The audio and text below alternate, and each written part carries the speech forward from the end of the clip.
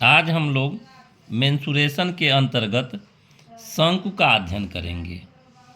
शंकु, यह जो आकृति दी गई है यह कोण शंकु की आकृति है। इसमें तीन चीज़ें देखिए स्पष्ट दी गई हैं।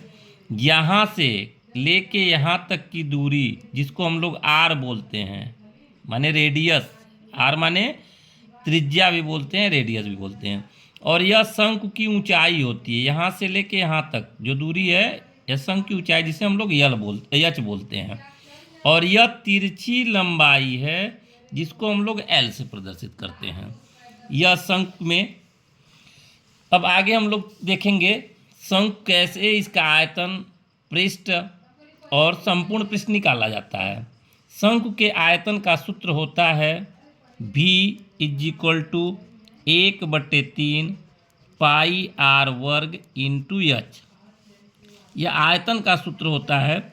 इसका प्रयोग करके हम लोग आयतन निकाल सकते हैं।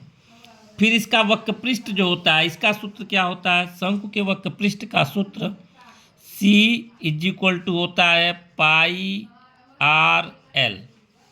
इस सूत्र का प्रयोग करके हम लोग वक्रपृष्ठ निकाल सकते हैं संपूर्ण पृष्ठ का, माने पिछला हिस्सा शंकु का वक्रपृष्ठ कहलाता है।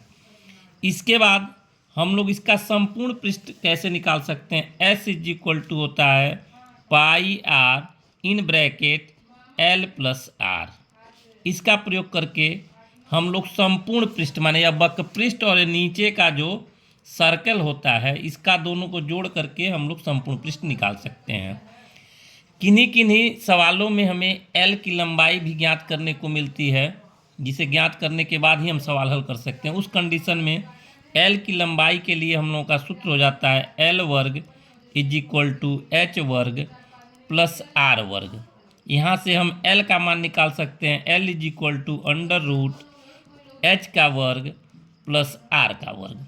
यहाँ से हम L निकाल लेंगे और फिर इस पे पाइथागोरस का प्रमेय काम करता है। पाइथागोरस प्रमेय, चूँकि यहाँ आप लोग देख सकते हैं यह एक समकोण त्रिभुज बन रहा है।